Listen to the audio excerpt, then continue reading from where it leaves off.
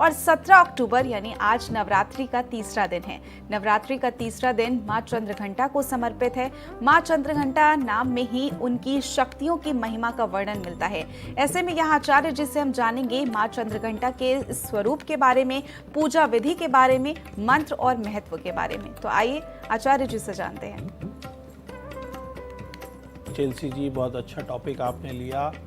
आज नवरात्रि का तीसरा दिन है और तीसरे दिन में माँ चंद्रघंटा के रूप की पूजा होती है। तो आइए हम बताते हैं कि आपको कैसे माँ चंद्रघंटा को मनाकर उनका आशीर्वाद लेना है। माँ चंद्रघंटा देवी का रूप और माँ की पूजा की विधि। नवरात्रि की तीसरी देवी माँ चंद्रघंटा देवी की कृपा से साधक को अलौकिक वस्तुओं के दर्शन होते हैं, दिव्य सुगंधियों का अनुभव होता है और कई तरह की ध्वनियाँ सुनाई देने लगती हैं। इन क्षणों में साधक को बहुत सावधान रहना चाहिए।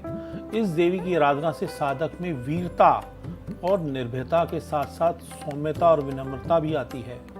माता का स्वरूप, माता का रंग स्वर्ण के समान चमकीला है।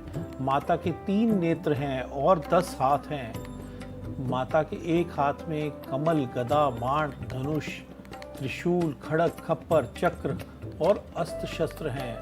अग्नि जैसे वर्ण वाली, ज्ञान से जगमगाने वाली दिव्यमान देवी माँ चंद्रघंटा है। ये शेर पर आरूढ़ हैं तथा युद्ध लड़ने के लिए उन्मुख रहती हैं। आराधना महत्व। माँ चंद्रघंटा की कृपा से साधक के समस्त पाप और बाधाएं खत्म हो जाती हैं। माँ चंद्रघंटा की कृपा से साधक पराक्रमी व निर्भय हो जाता है। माँ चंद्रघंटा प्रेत बाधा से भी आपकी रक्षा करती है। इनकी आराधना से वीरता, निर्भयता के साथ साथ सौम्यता, विनम्रता का विकास होकर मुख, नेत्र तथा संपूर्ण काया का भी विकास होता है। माँ चंद्रघंटा की उपासना से मनुष्य समस्त सांसारिक कष्टों से भी मुक्ति पा जाता है। माँ को मनाने के लिए क्या करना चाहिए?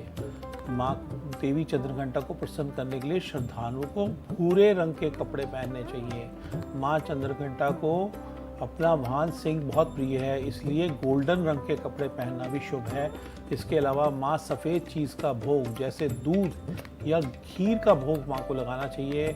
इसके अलावा माँ चंद्रघंटा को शहद का भोग भी लगाया जा सकता है। और आज के दिन सुहागन स्त्रियों को सिंदूर भी लगाना चाहिए, जिससे माँ का आशीर्वाद उन पर बनता है और वो सदा सुहागन रहती हैं। बिल्कुल आचार्य जी, बहुत बहुत शुक्रिया तमाम सारी जानकारी के लिए।